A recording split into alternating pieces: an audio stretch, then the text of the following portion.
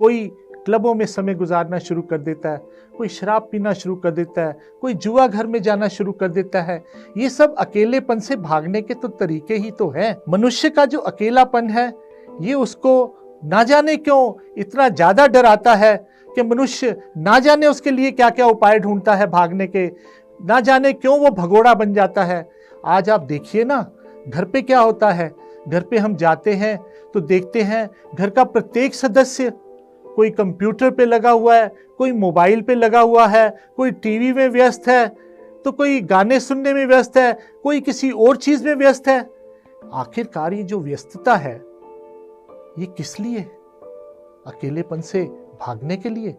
यदि ये अकेलेपन से भागने के लिए है तो मनुष्य का आने वाला समय बहुत बुरा होने वाला है, क्योंकि मनुष्य जब अपने अकेलेपन की भव्यता, सुंदरता को देखेगा नहीं, उसको जिएगा नहीं, तो जीवन में रह ही क्या जाएगा।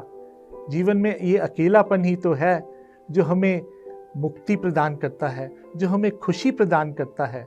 पिछली बार हमने यही सब बातें अपने कार्यक्रम की एक कड़ी के अंदर डिस्कस की थी, परंतु आज हम थोड़ा सा आगे बढ़ते हुए अब एक नए अध्याय के बीच प्रवेश करने जा रहे हैं। जीवन की दो यात्राएं होती हैं। एक यात्रा होती है अकेले चलने की और दूसरी यात्रा होती है समाज को साथ लेके चलने की। जिन दो यात्राओं की मैं बात कर रहा हूं उसमें एक यात्रा है बाहर की यात्रा और एक है भीतर की यात्रा। जो हमें अकेलापन महसूस होता है वो बाहर की यात्रा में ना होकर भीतर की यात्रा में होता है। इसलिए मनुष्य क्या होता है कि समाज में उस अकेलेपन को दूर करने के लिए बाहर की तरफ भागता है। तो ये जो दो यात्राएं हैं अपने आप में अपना महत्व रखती हैं। एक भीतर की यात्रा, हमारे अकेलेपन की यात्रा, और एक बाहर की यात्रा, समाज की यात्रा, लोगों के साथ, भीड़ के साथ, जानने वालों के साथ, रिश्तेदारों के साथ, परिवारजनों के साथ, सबके साथ जो यात्रा हम तय करते हैं वो यात्रा हमारी बाहर की यात्रा होती है और वो समाज कहलाता है। और दूसरी तरफ एक यात्रा भीतर की होती है, उसमें हमारा एकांत होता है, हमारा अकेलापन होता है। परंतु इस अकेलेपन से लोग भागते हैं, जैसा कि मैंने अभी बताया। मैं आपको एक बहुत अच्छी घटना सुनाता हूँ। ये सत्य घटना है। नवाब वाजिद अली शाह जो अवध के नवाब थे, उनके ज़माने में कुछ उनके राज्य में ऐसी घटनाएं घट रही थी कि पूरे राज्य में हाहाकार मचा हुआ था। बाहर की कुछ ताकतें उनके ऊपर हमला करने की भी योजनाएं बना रही थी। ऐसे में उनके दो जागीरदार जो अपने आप में नवाब थे, पैसे वाले, रुतबे वाले लोग थे, उनको उससे कोई लेना देना नहीं था। उनको तो बस अपना अकेलापन दूर करने के लिए शतरंज खेलने में मजा आता था। और जब देश में, राज्य में हाहाकार मचा हुआ था, बाहर की सेनाएं हमला कर रही थी, तो वो एक पुरानी मस्जिद में जाके दोनों जागीरदार शतरंज खेल रहे थे। सोचिए कि ये क्या तरीका है। इस तरीके से भी क्या अकेलापन दूर किया जाता है? जब देश को, राज्य को, परिवार को, समाज को आपकी जरूरत है और आप भागते फिर रहे हैं, आप भगोड़े बन गए। ऐसा भी क्या अकेलापन हुआ? ऐसे भी क्या आपके शौक हुए जिन शौक की वजह से आपको अपने परिवार से दूर चला जाना पड़ा हो, जहां पे आप रहते हैं अपने निवास स्थान से दूर चला जाना पड़ा हो, और एक पुरानी मस्जिद में बैठकर उसमें आप अपनी शतरंज की बाजी लगा रहे हैं? ऐसे ही एक आपने देखा होगा, बच्चों में एक बात पाई जाती है, जैसे कि वो हर वक्त एक टेडी बियर को लेकर घूमते हैं अपने साथ। सोते जागते जहां पे भी जाते हैं अपने टेडी बियर को अपने साथ लेके जाते हैं। वो टेडी बियर बच्चों को महान सुरक्षा प्रदान करता है। परमात्मा का भी तो यही काम है।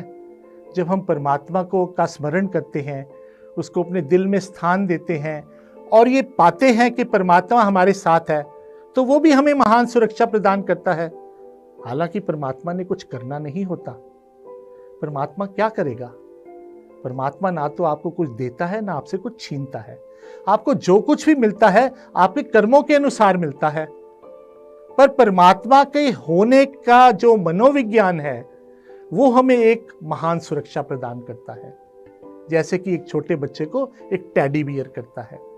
जीवन में एक चीज आप अवश्य याद रखिए, प्रेम से एकांत फलित होता है, एकांत से प्रेम फलित होता है। यानी कि जब आप एकांतावस्था में होंगे, अकेले होंगे, तो आपका प्रेम की तरफ भी आप प्रेरित होंगे।